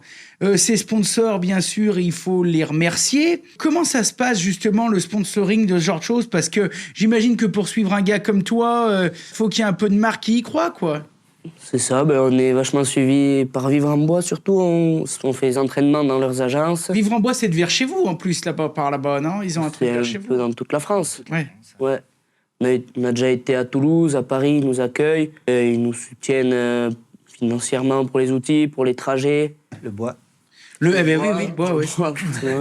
bois. Donc là, c'est important pour vous. Qu'est-ce que vous avez d'autre comme sponsor qui vous aide un peu ? Il y a Wurtz, il y a Rotoblas, Cadwork, Bosch. Si on veut pas en oublier, est-ce qu'il y a un endroit, peut-être sur un site internet, sur une page, quoi que ce soit, où on peut les retrouver pour pas faire de jaloux, hein ? Tout à fait. Et puis de toute façon, il y a les sites internet, effectivement. Et puis sur le salon, il y aura tout un espace de lisibilité des sponsors qui sera positionné sur l'espace compétition. D'accord. Et vous retrouverez sur le salon aussi, parce qu'ils sont exposants oui, aussi. Oui, j'imagine bien. Il y a un lien de filière. Ouais. Donc, voilà. Et du coup, si on va au WorldSkills et on veut voir Paul, il y a quelle proximité ils sont toujours... Dès que le salon est ouvert, ils sont en train de bosser, vous expliquez les... Voilà, en fait, comment ça se passe ? Gros de sécurité autour de Paul. Là, ça va être... C'est sûr. Les jeunes vont commencer à 8h le matin, donc avant que tout le monde arrive, pour que tout soit en route dès 9h à l'ouverture. Et donc, dès l'ouverture, toutes les personnes pourront venir observer l'évolution. Ok. Et en termes de proximité, il y a ça aussi. Est-ce qu'on est relativement... T'es à 3-4 mètres 2, hein ? À peu près, oui, parce que tous les positionnements des établis sont à 1,50 m des barrières. Donc oui, on sera très près des fois, il y en a ces drapeaux, les trucs, c'est vachement bien. Hein ? On l'a vu sur les photos tout à l'heure. 3 jours, le salon dure 4 jours, donc la 4e journée. Et la 4e journée, donc le vendredi matin, il y aura les compétiteurs se donnent des petits cadeaux symboliques, etc. Enfin, il y a vraiment une convivialité le vendredi matin. Et à 11h, il y a une cérémonie de remise de médailles avec des partenaires. Elles sont en bois, non ? Elles sont en bois. Ah, bravo. Que j'ai pas fait, mais que j'ai fait fabriquer en bois, effectivement. D'accord. Et donc, oui, c'est médaille en bois. Et donc, on va savoir le vendredi, du coup. Est-ce que c'est le vendredi, à partir de 11h, qu'on sait qui est le champion d'Europe ? Pour cette année. Et on pourra le rencontrer, du coup, Paul, on peut C'est ça. rencontrer. On ne veut pas lui mettre trop de pression. Faudrait pas que ça paraisse tout magouillé non plus. Hein. Paul, t'es célibataire s'il y a des bichonnes qui se pointent et qui veulent te regarder bosser? Entièrement ouvert. Si vous voulez passer des messages, Jean-Marie, t'es célibataire ou... Non. Entièrement ouvert, Paul, d'accord, ok. Donc vous allez avoir des beaux t-shirts marqués France. Oui, on a des sponsors qui nous ont, que ce soit dans la partie habillement ou les largeaux, et les t-shirts, Largeau et tout ça. Coltin, nos amis. Voilà. Et puis voilà, donc on sera tous équipés. Donc si je me pointe pendant Eurobois là pour faire 2-3 interviews, aller voir les copains que je vais peut-être mettre mon largeau puis mes bretelles bleu, blanc, rouge. Ah oui. Je trouverai quelqu'un pour me payer le café, mais surtout tu me laisseras aller interviewer un peu les gars sans les déranger. Il n'y a pas de problème. Il y aura pas de problème. Il n'y a hein. pas de problème. Bon, super. Est-ce qu'on a quelque chose à rajouter? Parce que là, on a déjà fait un joli tour. Hein, avant de passer à l'Expresso. Donc, on rappelle les dates, Florence, les dates, comment s'y rendre? Du 6 au 9 février, donc c'est à Lyon Eurexpo. Toutes les infos sur eurobois.net. Et moi, ce que je vais rajouter, c'est qu'il va y avoir plein de temps de convivialité, d'apéro. On a dit que c'était aussi important, donc il ne faut pas hésiter aussi. Oui, mais c'est important aussi. C'est très important. On parlait du sens, il y a aussi le partage, le côté humain. On aime ça, donc voilà, venez. Si vous voyez de la lumière, comme tu disais. Nous, on est pour rétablir le casse-croûte de chantier. Venez boire un coup aussi, voilà. Avec plaisir, en tous les cas. Très bien. On vous attend nombreux, les bichons. 6 au 9 février, ça ouvre à partir de quelle heure? 9h. 9h, il y a une nocturne En fait, il y a tous les soirs, il y a des exposants ou des industriels qui vont faire des petits shows, des petits trucs. Des ça ferme à apéros, quelle heure? des trucs, etc. Donc, normalement, c'est 18h. Mais on connaît les loustiques. C'est 18h hors taxe. Voilà, c'est ça. Ok, très bien. Et puis donc, nos amis équipe de France, est-ce qu'il y a quelque chose à rajouter? Ils se préparent pendant 15 jours. Là, dès lundi, pendant 15 jours, on les rassemble tous à Grenoble, à proximité du pôle compétition, pour pouvoir les préparer intensément à la compétition. Est-ce qu'on peut quand même, avant de conclure, citer les noms des jeunes de l'équipe de France? Alors, il y aura 2 équipes. Parce qu'on a cette année, on a réussi à engager 2 équipes. Donc, l'équipe A sera représentée par David Clémensin, Paul Castagne, Timothée Jossom. Et puis, pour l'équipe B, il y aura Lucas Rinaldi, Antoine Martinet, Très bien. Willy Baronnet. Très bien. Dans l'équipe A, donc on aura Paul et David et Timothée. Timothée qui seront dans l'équipe de France des World Skits. Et on le sait parce qu'il y a 15 jours, 3 semaines, on a enregistré une matinale, on a donné la composition de l'équipe de France et ce Timothée, ça m'est revenu tout de suite, j'ai dit tiens.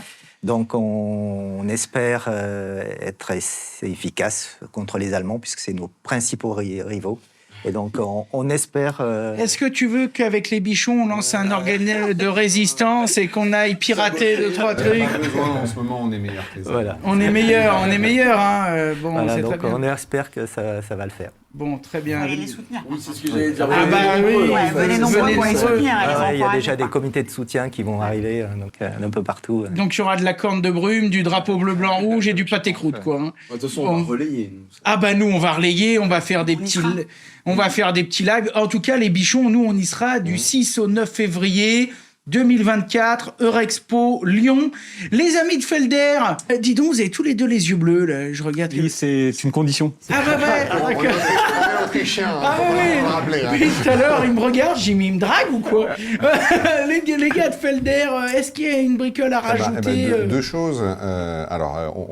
Sauf si GL Events veut organiser quelque chose sur notre stand, il n'y aura pas forcément de buffet, et ainsi de suite. Il flippe là, le gars, il flippe. Clairement, mais bon, vu qu'ils ne sont pas là, il n'y a pas de problème. En tout cas, tout le monde est le bienvenu sur notre stand pour boire un café, pour manger un bout de saucisson, pour peu importe. Pour parler boulot, parler matos. Pour voir des machines, pour discuter, échanger au sujet des problématiques au quotidien. C'est pas que pour acheter une machine, encore une fois. On est là aussi pour faire vivre la filière et c'est le rôle du salon, encore une fois. Et deuxième chose, on a une grosse démonstration qui est effectuée sur le stand, donc en partenariat avec Cabinet de Vision, au niveau logiciel, où on met en œuvre un processus de fabrication complet d'usinage sur un centre d'usinage avec opération de chargement et de déchargement et programmation logicielle, avec une démarche qui a été un peu particulière cette année, parce que c'était aussi le souhait de GL Events, c'était de prôner la réutilisation des matériaux, de limiter la consommation d'énergie. Et donc, du coup, on a monté ce partenariat avec Lamello, Cabinet de Vision et Felder, en disant, on va construire quelque chose, le montrer, et faire en sorte qu'il soit utilisable après le salon. Donc, c'est des meubles qui ont été créés pour une association et qui seront réutilisés derrière dans leurs locaux, puisqu'ils sont en train d'être aménagés. C'est une association qui s'appelle La Cabane, qui est une association d'accueil d'enfants, donc en temps hors scolaire. Le but pour nous, c'était de limiter cet impact qu'on a. On passe des panneaux, on passe énormément d'électricité, on passe de la quincaillerie, on passe des champs sur un salon. Ouais. Et en fait, depuis des années, malheureusement, les constructeurs font quoi à la fin ? Ils mettent tout ça dans une benne et ça part. Et voilà. Fin du bal. Et fin du bal. Et aujourd'hui, le souhait, c'est de, encore une fois, trouver du sens. Les jeunes qui veulent travailler dans les entreprises aujourd'hui veulent aussi travailler dans des entreprises qui ont une conscience éthique, écologique, socialement engagée. Et le rôle, ça a été de travailler cette démonstration en disant qu'est-ce qu'on peut faire finalement pour limiter notre impact. Et ça a été vraiment une belle démarche de dire, voilà, on prend un projet et on accompagne ça jusqu'au bout en créant du mobilier qui va être utilisé au service de la jeune enfance dans le cadre d'une association. Bah, surtout que la filière bois, elle se prête totalement au renouvelable. Voilà, c'est ce que j'allais dire. C'est quasiment un retour au bon sens paysan logique, quoi, je veux dire. On parlait de débouchés, de filières, etc. Nous, aujourd'hui, on cherche à recruter. Donc... Diffuse-nous ton annonce pour tous les bichons qui nous écoutent. Non, mais c'est très important. On cherche à recruter des techniciens à la hotline, etc. Donc les gens qui sont... les gens qui veulent travailler dans le bois ou dans la machine à bois, et pas que chez nous, mais voilà, si certains sont intéressés de par l'émission, qui n'hésitent pas à passer... Ils passent un coup de fil au siège à Saint-Quentin ou ils vont sur les réseaux sociaux. On a un site carrière, comme beaucoup d'entreprises, ils peuvent laisser nos CV, ils peuvent passer sur le stand pour dire, bah voilà, ça m'intéresse. Il y a une multitude de points de contact. Vous êtes sur les réseaux sociaux un peu Felder? Insta, Facebook, LinkedIn, on a tout. YouTube, etc. Vous envoyez un petit message, on y répond. Et ça part dans le bon service pour être appelé directement par le manager sans avoir 36 étapes à passer. Ouais, ça c'est pas mal. Hein. On se tape pas 2 heures de violon quand on vous appelle. Non, on peut les remettre, les violons. Bon, voilà. Et on se tape pas 8 entretiens pour entendre dire qu'on n'est pas pris. C'est très bien. Paul, je t'ai pas donné la parole. Est-ce que tu as des petits réseaux? Est-ce qu'on peut te suivre quelque part? Est-ce que s'il y a une bichonne qui veut t'appeler, il y a un point de contact? Comment ça se passe? Oui, j'ai tous les réseaux, oui. Bon, je vous passerai tout ça à la fin. Mais... Eh ben, si tu veux, tu nous passes. Ils sont timides, les gars. Toujours, vous êtes modestes, hein. Je les ai pas trop en tête. T'as un Tinder, un truc comme ça. Non, mais je veux dire, tu les as pas trop en tête, mais par contre, c'est important que tu nous les laisses. Ouais. Comme ça, tu vas prendre 1000 abonnés d'un coup sur ton Instagram, tu seras content, et puis la terre entière pourra te suivre, faire du bon boulot, et toi, tu pourras partager ça. Donc, qu'est-ce qu'on te souhaite? On te dit merde? Exactement. C'est ça. Espérons que ça marche. On te dit merde, et puis tu nous croiseras certainement sur le côté avec des appareils photo. On ira manger un petit coup de saucisson. Ah bah tiens, je te dis, nous on est pour la remise en place du casse-croûte de chantier. On va faire un truc comme ça. Jean-Marie, où c'est qu'on te retrouve? Sur tous les réseaux sociaux. Et on cherche Jean-Marie Mazière. Voilà. C'est ça. Et on voit un mec qui avec un sifflet et des drapeaux. Les gars, vive la France! Merci messieurs, c'était une excellente émission. On a parlé d'Eurobois 2024, un rendez-vous incontournable pour tous les mordus du bon boulot. Bien sûr, on y sera comme à notre habitude, aux côtés de Florence sur tous les stands, aux côtés des compagnons. On essaiera de se trouver un petit drapeau pour venir aller secouer ça. On fera plein de belles photos. On relayera tout un tas de choses. Et puis, on va finir comme à notre habitude cette émission par un petit expresso. Et dans l'expresso, on a Paul et Jean-Marie qui vont peut-être nous parler un petit peu matos et bon boulot. Donc, si vous aimez les moments où on touche un peu du bois, du matos, restez, c'est l'expresso. Donc Anto, nous on fait comme d'habitude avec les copains, on reste là sur le côté. Exactement. On vous laisse bosser. Pour les bichons, on est arrivé sur l'établi. Et là, l'idée c'était de savoir un petit peu, toi, qu'est-ce que tu utilises comme matos au quotidien? Est-ce que tu as des petites astuces à donner éventuellement aux bichons, à ceux qui aiment travailler le bois? Et on essaie de passer un petit peu... Il y a plein de petites astuces sur cet établi. Ok. Alors on commence avec une scie normale. Ça, c'est une scie basique, mais un peu préparée pour les concours, parce que une scie, elle a de la voie. Quand on taille, ça laisse un peu plus de matière que la lame pour pas que ça bloque, pour ne pas que ça force. D'accord. Pas que le bois coince. Pour ne pas que le bois coince. Et donc, ça fait des coupes trop larges. Et donc, la scie flotte et ça fait des coupes pas très propres. On a du mal à suivre le trait. Donc, on y passe un petit coup de pierre à affûter sur chaque côté. D'accord. Donc, tu as retravaillé en fait l'outil de base. On retravaille la denture. On affine toute la denture pour se rapprocher au plus de l'épaisseur du corps. Ça, c'est un truc et astuce, ça, c'est super bien. La partie coupante, tu as essayé de l'aligner le plus possible. Voilà. On laisse un minimum pour pas que ça bloque dans le bois. D'accord. Mais avec un minimum de jeu, ça permet de tirer bien droit et de ne pas avoir de rayures sur les coupes. Les coupes sont glacées, et voilà. Très bien, donc ça c'est aussi un terme technique. Elles sont glacées, elle est propre, elle n'a pas de rayures. Elle est finie, elle est pas... Elle est plane. D'accord, voilà. Ok. Donc là, petite astuce et ça, pour la tu le fais sur toutes tes scies, généralement? Ouais, c'est plus pratique. Après, quand on travaille avec du bois un peu vert, on n'a pas trop le choix d'avoir plus de voie. D'accord. Mais quand le bois est bien sec, il n'y a pas de souci, ça ne coince pas. Ok, donc première bonne astuce, en fait, c'est de retravailler un peu son matériel. C'est ça. Pour gagner en précision. Exactement, et en finition. Ok, ça roule. Je vois que tu as une autre scie, celle-ci. L'autre petite scie, c'est pour les barbes, pour les découpes plus fines. Donc ça, c'est une scie japonaise. Scie japonaise. C'est ça. Qui s'utilise en tirant, du coup. Et donc la denture est vachement plus fine. Là-dessus, on a très peu de voie. Et donc, ça permet de faire des découpes plus fines et plus précises. Ok, donc là, ce que tu as dit, un détail, mais il est super important, c'est qu'en fait, on n'a pas la même manière d'usiner en fonction aussi de... Là où on se place, à l'européenne, on va venir pousser pour couper. C'est ça, alors que sur un système japonais, on vient tirer. Exactement. Et donc, il y a même des différences en fonction du pays, quoi.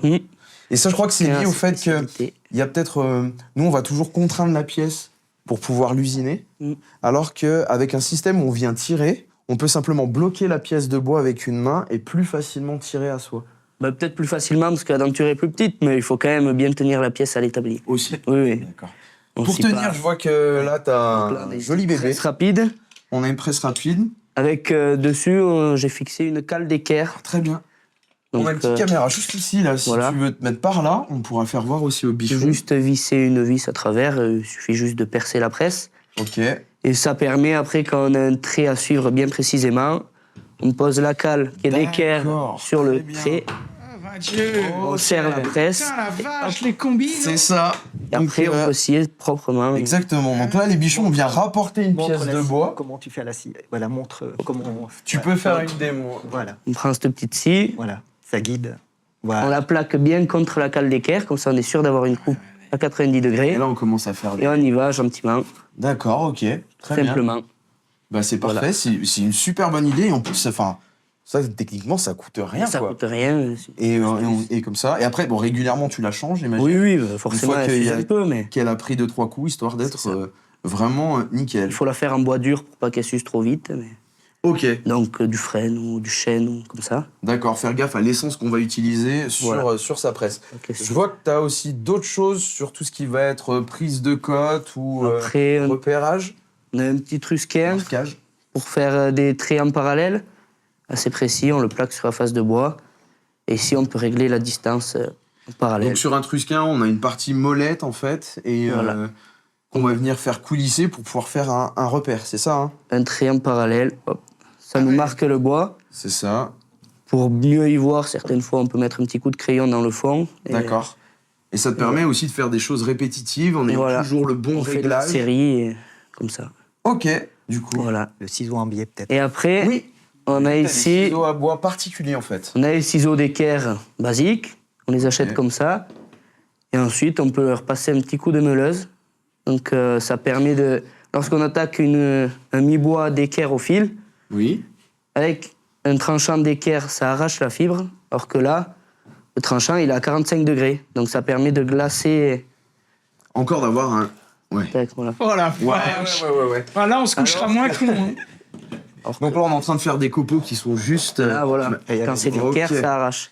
Alors là, c'est vraiment... Alors là, c'est une bonne astuce. Ultra parlant. Par contre, on est d'accord, est-ce que tu trouves pas ça dans le commerce, si ça se trouve déjà, mais autant le faire soi-même. Il faut bien faire attention à ne pas chauffer l'acier. Ok, parce que si tu chauffes l'acier, tu vas perdre ses caractéristiques, en fait, la dureté qu'il avait été traité, en fait, pour pouvoir mieux résister et pas se désaffûter rapidement. Voilà. Donc là, vous pouvez voir, on a vraiment pas la même attaque, en fait, finalement. C'est ça. C'est 2 utilisations bien différentes, mais chacun a son utilité. Très bien. Ben ça, c'est une super... Bien faire attention quand on les taille des quais à 45 degrés, de ne pas chauffer. Il faut y aller à la meuleuse et le tremper dans l'eau très régulièrement. Et donc, il y a un 45, c'est ça? Oui, c'est ça. Ok. Et là, moi, j'ai 2-3 questions, si ça vous dérange pas. La première question, est-ce que ça, c'est vraiment typique au métier de charpentier ou est-ce qu'un ébéniste ou un menuisier de concours pourrait avoir la même chose? Et les menuisiers, les ébénistes et les charpentiers utilisent cette même stratégie, que ce soit pour le sciage, que ce soit pour les entailles, exactement. D'accord. Deuxième question que j'ai. Pourquoi à 45, pas à 32, pas à 28, pas à 54? C'est une moyenne. C'est une moyenne. D'accord, ah oui, c'est comme ça. Vous polyvalent. Non, mais je veux dire, c'est pas c'est pas quand vous faites des essais, vous avez trouvé après 2000 ans de tests que c'est. D'accord. Troisième question. J'adore quand je vais voir des concours, voir les menuisiers et les ébénistes scier. Parce que derrière, ils ont toujours un petit miroir. Vous avez pas ce genre de choses. Si. Ça permet de regarder son trait, de suivre les 2 traits en même temps. On regarde le trait de devant avec l'œil directement, et le trait de derrière avec le miroir. S'arrêter au bon niveau, sans avoir à se tourner de l'autre côté de la pièce. C'est un gain de temps. Ça, c'est un gain de précision et un gain de temps. C'est-à-dire que de l'autre côté, du côté que tu vois pas, de l'autre côté, tu mets un petit miroir. C'est ça. Et dans le miroir, tu vois ce qui se passe. Ça permet de contrôler aussi que tu aies un mouvement qui soit bien droit, bien trait. Ok. Qui a toujours avec toi? Tout ça, déjà, c'est basique. Après, on a le rabot. T'as aussi, tu vas avoir forcément ton marquage, tu dois toujours avoir ton crayon avec toi. C'est ça, marquage, ouais. On a un petit trace-lettre pour faire des choses propres, mais... Oui. Qu'est-ce que t'appelles un trace-lettre? C'est un pochoir à lettres. C'est une règle avec c'est un plein pochoir. de petits numéros, de petites lettres déjà gravées dans le plastique. Parce que là, tu les marques au stylo ou vous les marquez... Comme Antoine nous montrait dans son reportage, il nous disait il met un coup de ciseau comme ça, un coup de ciseau comme ça. Mais les traits d'établissement. C'est ça, ouais. Ça, c'est un charpente chantier. Et après, en concours, on a des numéros. Donc, D'accord. Parce que tu dois respecter peut-être en fonction des pièces que tu crées, c'est ça. Donc, il y a des charges pour que vous puissiez corriger. Pour juger aussi, dire c'est telle pièce qui va à tel endroit. Tout à fait. Parce que quand le jeune a réalisé son épure, il va retracer sur son morceau de bois, il va entailler ces morceaux de bois et ces morceaux de bois sont corrigés. Toutes les entailles sont corrigées. Et après, on lui enlève ses outils et il assemble. D'accord. Ah oui, d'accord. Il n'y a pas possibilité de venir réajuster. Voilà, c'est vraiment... D'accord. Donc le jeune est corrigé au fur et à mesure et quand les experts corrigent les assemblages, la qualité de finition des assemblages, la précision, etc. Et on enlève les outils et il visse, il monte son sujet. Ah oui, ça rigole pas. Il faut être vraiment sûr de soi. Et si toutefois... Ce qui peut arriver exceptionnellement, il y a une pièce qui ne fonctionne pas, il avertit le jury, il peut refaire sa pièce, mais par contre, c'est des points qui dégagent. D'accord, et il a refait en ajustant tout sur l'ensemble, où il doit sortir la pièce. Et il refait son épure. D'accord. Il repart à zéro. Donc il faut tout en termes de stratégie. Il faut imaginer que la perte de temps, parce qu'il faut finir en temps aussi, il faut imaginer que la perte de temps ne va pas le pénaliser. Est-ce que des fois il vaut mieux perdre des points sur le final? Donc il y a tout un ensemble de stratégies qu'on leur apprend justement si toutefois un aléa se présente. Là on rejoint Bruno, là c'est totalement dans la tête. Là c'est dans la tête. Il y a tellement de choses à gérer. Tout à fait. Est-ce que s'il y a un truc qui foire, ils ont un tas de bois défini, c'est-à-dire qu'une fois qu'il a foiré... Ce que je veux dire, c'est que c'est bois à volonté ou c'est... Non. Et deuxième question, est-ce qu'il y a des conseils au fur et à mesure ou est-ce qu'ils sont complètement isolés? Par exemple, est-ce qu'au moment où s'il y a une petite erreur, est-ce que le coach peut être sur le côté en lui disant « On s'en branle de ça, passe vite à autre chose !»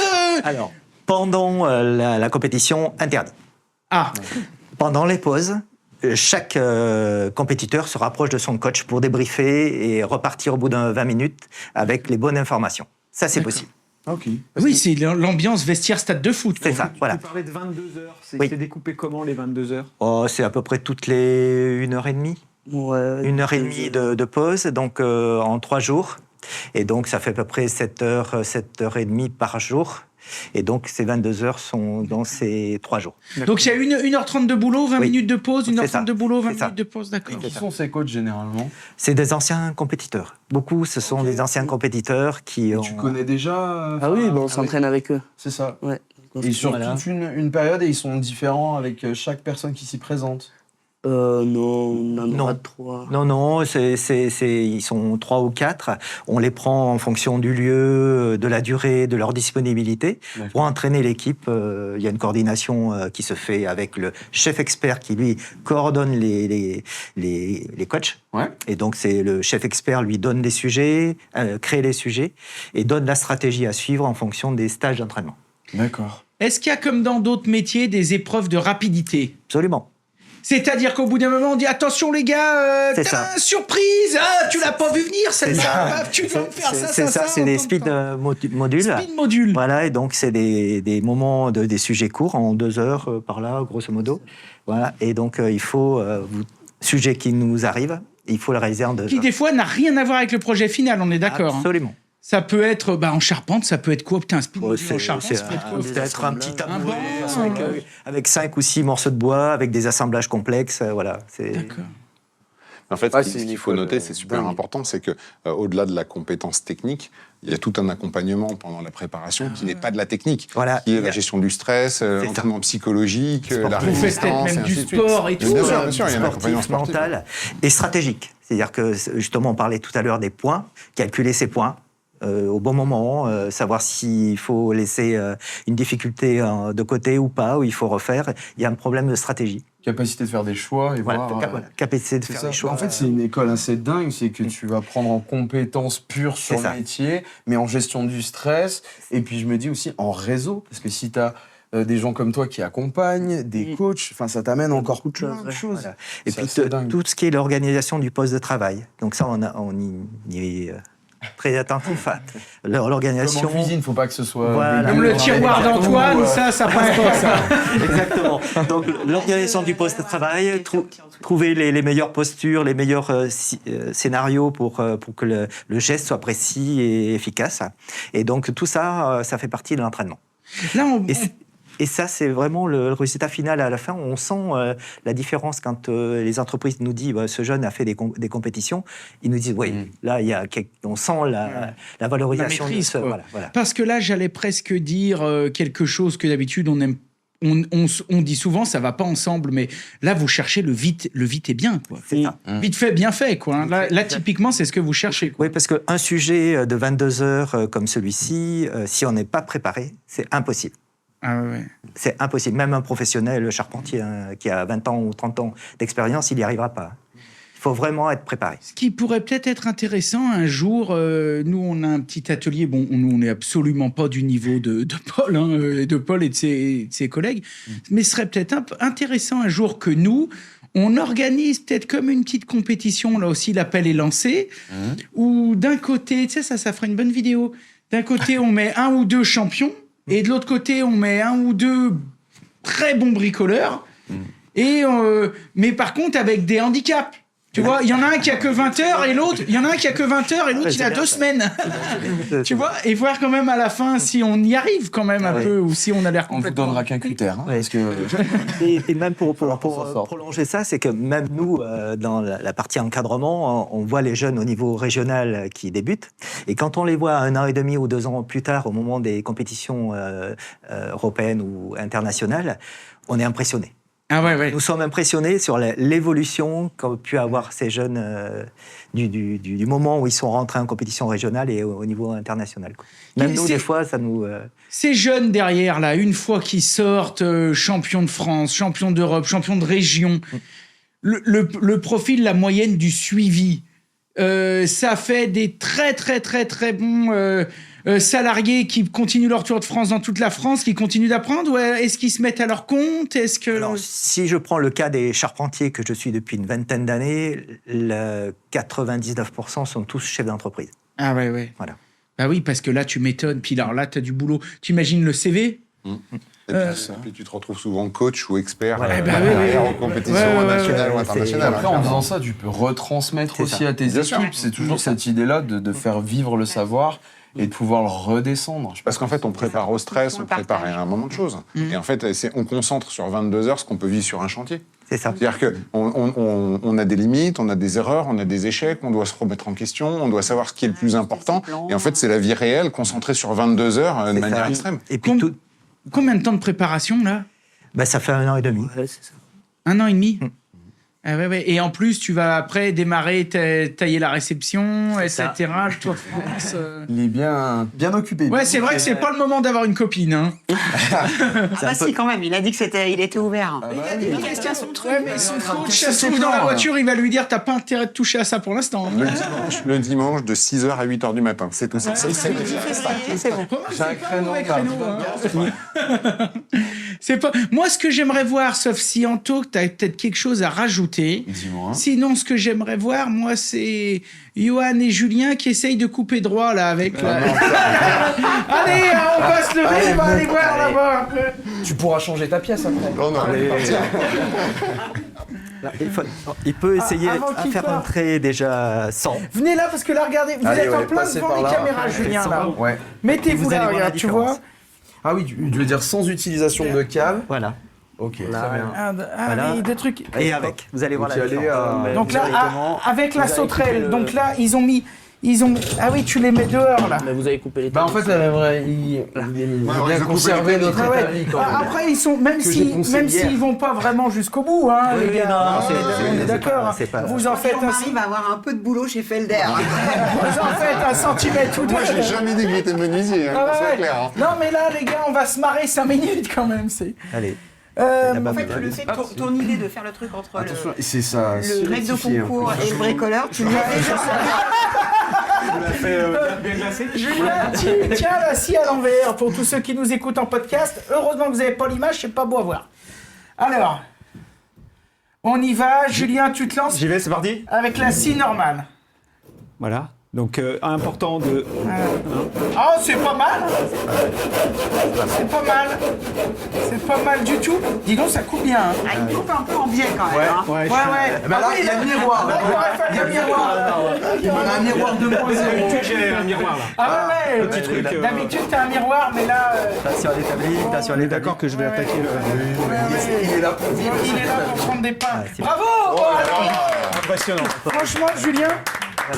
Johan, grosse pression. Ouais. Ah bah là, Faire chacun un côté. Johan, mon père, disait toujours un moment de honte, c'est vite passé. on va essayer de Restez pas digne trop en se- toutes circonstances. C'est comment tu... Enfin, sauf quand ça reste sur les réseaux. Qu'est-ce que vous suivez, un chef? Comment on fait pour être chef Ah, non, mais moi je suis surtout, pas menuisier. ne Ah bah, me laisse attends, pas. non mais tu me donnes aussi un non, je sais pas. Ah bah, t'as un peu de difficulté, toi, t'es chef. Alors là, par exemple, typiquement, si Jean-Marie, tu devais conseiller Johan, tu lui dirais quoi? De commencer par tirer, de pas laisser son pouce dans le... Dans son doigt. Non, mais le doigt, c'est pas grave, on en a 10. Ah bah ça, il y arrive aussi, les deux regardent. Ah, dis donc, il se débrouille bien. Hein. Je sais pas. Presque mieux que toi. Moi, j'ai un petit peu... Si, il est bien meilleur. Voilà. Il est bien meilleur. Bravo. Super. Est-ce qu'on ose dire, Florence, t'as déjà essayé ou pas? J'ai déjà essayé, probablement. Tu veux essayer, Florence? Ah bah, ou si pas? tu veux, allez, puisqu'on y est, on y va. Hein. Ouais, on peut sortir un cœur. On se rappellera, on fait faire ces choses à nos invités. Attends, mais il faut que je mette mes lunettes, moi, parce que par contre, sinon j'ai rien à Florence, voir. t'es droitière ou gauchère? Je suis droitière. Vous prenez pas de gaucher de toute façon en équipe de France. Ah, punaise, elle est en train de vous mettre une dérouillée à tous les deux là, Florence. Florence, directrice du salon Eurobois, qui en pleine matinale est en train de couper un bout de chevron. Et elle se débrouille pas mal, Jean-Pierre. Hein. Il va falloir un peu de Regarde ça, bravo. Bon bah écoutez, Ça va être le mot de la fin, on va conclure là-dessus. Moi, je vous montre pas, j'ai peur de vous humilier. plaisir. On va faire comme ça. Bon, les bichons, c'était une belle matinale. Le cadreur est en train de chialer, il sait plus du tout filmer. On est par là. Démerde-toi. Messieurs, dames, merci. On Merci à conclut toi. là-dessus. Merci, Paul. Putain, dis donc, le gars, c'est une masse. Hein. T'as touché? Il a 3% de graisse sur le corps. T'as autant de graisse sur le corps que j'en ai sur les bras. Un petit peu de croziflette, cette saison. Mais de toute façon, t'as pas trop une tronche à manger du tofu, toi. Bon, merci à tous, en tout cas, pour cette belle matinale, pour ce bon moment. Cette émission, bien sûr, comme d'habitude, sera disponible sur YouTube Bichon TV et en podcast sur toutes les plus grandes chaînes. Et puis, nous, on vous donne rendez-vous du 6 au 9 février 2024 à Eurexpo Lyon pour profiter du salon, découvrir nos amis qui vendent tout un tas de choses, qui proposent, qui exposent, en tout cas qui seront là pour vous faire découvrir tout ça, mais aussi pour venir soutenir l'équipe de France. Et puis, vous pouvez faire, si vous les croisez dans les couloirs, des crochetons aux mecs des autres équipes, des croche-pattes, des trucs comme ça. Hein. On vous remercie, on vous dit à bientôt et salut les bichons. Merci. Salut les bichons. Allez, bye. Et on vous met comme d'habitude tous les liens en description. Allez, salut. C'était la matinale à voir et à revoir sur tous nos réseaux.